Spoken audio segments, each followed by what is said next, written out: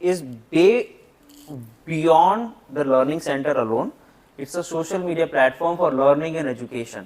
ठीक है, जैसे आप लोग इंस्टाग्राम चला रहे हो, ट्विटर चला रहे हो, व्हाट्सएप चला रहे हो, फेसबुक चला रहे हो, it is a platform where we want like कि जो स्टूडेंट्स हैं दे कैन स्पेंड टाइम, वो अपना टाइम वहां पर स्पेंड कर सकें and they should get learning out of that time. मतलब वो उसमें उनकी वो जो क्रिएटिव जो एक रिक्वायरमेंट होती है कि भाई मेरे को इंस्टाग्राम पे कुछ, इंस्टाग्राम पे या फिर फेसबुक पे कोई एक बंदा बता सकता है कि क्या वो एक चीज है जिसकी वजह से आपको मन करता है वहां पे टाइम स्पेंड करने का. मुझे पता है काफी सारे लोग बहुत सीरियस हैं यहाँ पर जो शायद नहीं भी यूज करते होंगे, दैट इज फाइन, बट कोई भी सोशल मीडिया प्लेटफॉर्म पे या इंक्लूडिंग व्हाट्सएप, कोई भी सोशल मीडिया प्लेटफॉर्म पे व्हाट इज दैट साइकोलॉजी और we can say one reason जिसकी वजह से आपका मन करता है कि उस पर चलो देखते हैं क्या है.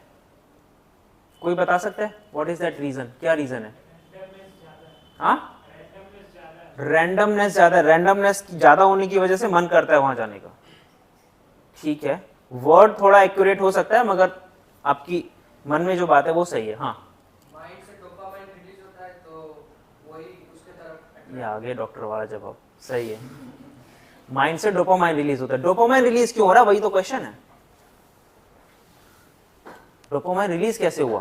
हम अपनी चीजों को एक्सप्लोर करना चाहते हैं, प्लेटफॉर्म देता है. जैसे कि मुझे कुछ अच्छा लिखने आता है, मैं वहाँ पे डालता हूँ, लोग पढ़ते हैं, कमेंट करते हैं, फिर चीजें सर्कुलेट होती हैं. सही, ये वाइड आंसर है मगर ठीक है. हाँ, यूनाइट द पीपल, ठीक है, ये भी एक रीजन है. और मेन जो चीजें हैं जो सोशल मीडिया, किसी भी सोशल मीडिया प्लेटफॉर्म की जो मेन प्रॉपर्टी जिसकी वजह से एंगेजमेंट फैक्टर आता है, जिसकी वजह से आपका मन करता है कि वहां देखा जाए, वो है डायनेमिक्स. डायनेमिक्स मतलब a thing which is getting changed every second. मतलब आपको पता है कि कुछ नया आया होगा वहां पर. आपको अगर एक फोटो दिखाया जाए तो आप 2 मिनट के बाद बोर हो जाओगे, लेकिन उस फोटो की जगह पे वीडियो दिखाया जाए और लंबा लंबा चलता रहे तो वो देखते रह सकते हो. ठीक है, क्योंकि उसमें एक डायनेमिक्स है, कुछ नया मिल रहा है, हर पल कुछ नया मिल रहा है. ठीक है, it's like a moving train. So आपका इंटरेस्ट वहां पे रहेगा. इंटरेस्ट रहता है टू सी कि भाई क्या नया आ गया, कोई कमेंट आ गया, कोई रिप्लाई आ गया, कोई लाइक आ गया, या फिर कोई नया पोस्ट आ गया, कोई नया फोटो आ गया, कोई किसी ने कोई नई बात कह दी, है ना. तो ये सारी डायनेमिक्स होती हैं जो हमें कॉल करती हैं to spend time over there. और यही सारा फैक्टर है जो डोपामाइन रिलीज करता है, क्योंकि जब हम कुछ बदलता हुआ अपनी आंखों के सामने से ज्यादा देखते हैं, सो दैट सेटिस्फाइड्स द इंटरेस्ट. जब सेटिस्फैक्शन होता है तब डोपामाइन रिलीज हो जाता है ना. Biologically fit. ठीक है, तो सूक्ष्मास ये तो पक्का जानता है कि भाई ये तो रिक्वायरमेंट है, we can not change the momentum of the time. Time जो चल रहा है वो तो है. Social media is a fact, is a reality. Social media की ये तो रियलिटी है कि भाई it's a tool which can unite the people, जो इन्होंने बोला. ठीक है, which can connect the people, which can transform the knowledge, information more fastly than any other way. True. तो अब इसको हम लोग हर तरह से यूज कर रहे हैं. ट्विटर पे पॉलिटिशियंस और सेलिब्रिटीज भिड़े पड़े हैं, इंस्टाग्राम पे सेलिब्रिटीज भिड़े पड़े हैं, फेसबुक पे सब भिड़े पड़े हैं. भाई बच्चे किधर जाएंगे, स्टूडेंट्स क्या करेगा. ठीक है ना, तो उनको भी तो कुछ होना चाहिए. तो दैट इज व्हाट सूक्ष्मास इज. आप अपने नोट्स शेयर करो. Today is a independence day, take this point in your mind. जो भी आप अपने नोट्स बनाते हो, कभी उसकी फोटो खींच के आप अपलोड कर सकते हो ई नोट्स में. Okay, so that is one thing.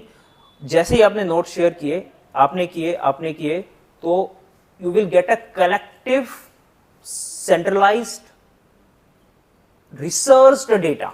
Like कोई भी नोट ऐसे नहीं बन जाता है.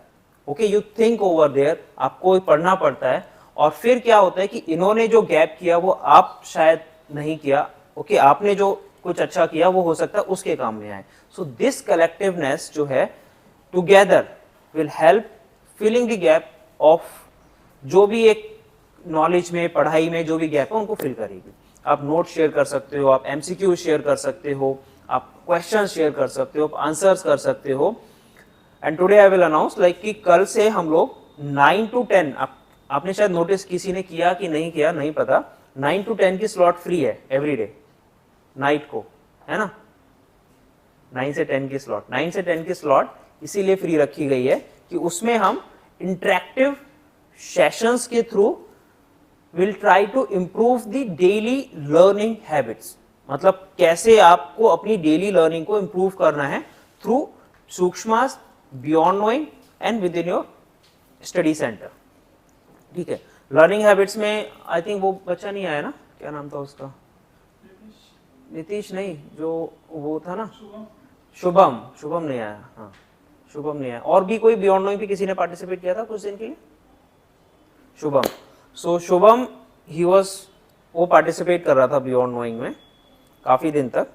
सो बियॉन्ड नोइंग में पार्टिसिपेट करने के लिए एमसीक्यू क्रिएट करने के लिए हम बोलते हैं, एक एमसीक्यू क्रिएट करना है, एक आपको क्विज डेली खेलनी है 20 क्वेश्चंस की, एंड कुछ आपको एक आंसर करना है, कुछ क्लैप्स करने हैं। तो वो बहुत स्ट्रॉन्ग स्टूडेंट है, काफी स्ट्रॉन्ग स्टूडेंट है, लेकिन एक फैक्टर जो सब बच्चों के अंदर होता है और जो डिसाइड करेगा कि आपका स्कोर कहां पहुंचेगा और कितने समय कोटा में रहोगे या फिर सीधे कॉलेज पहुंचने वाले हो, वो है कहीं ना कहीं एक छोटा सा आलस फैक्टर।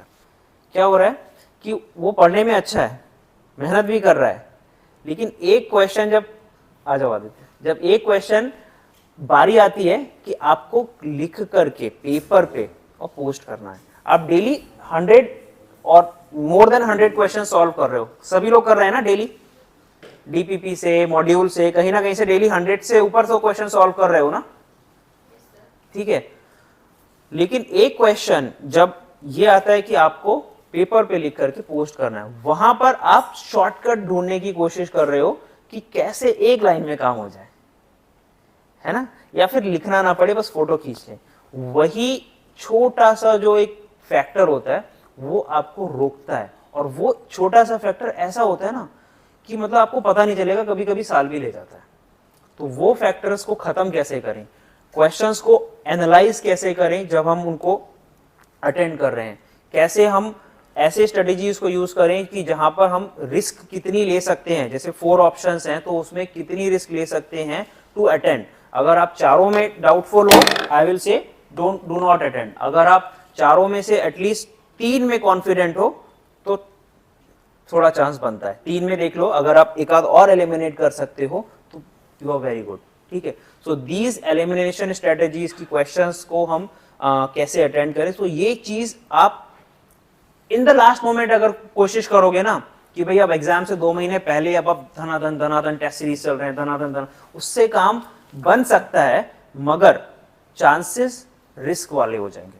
अभी से डेली अगर 20-30 क्वेश्चंस की आप एक प्रैक्टिस बनाओगे और उनको एनालाइज करोगे तो आपके चांसेस ज्यादा होंगे, ठीक है। बिकॉज कोई भी competitive exam is not a rabbit race, ठीक है, it's a tortoise race, tortoise ही जीतने वाला है, ठीक है ना।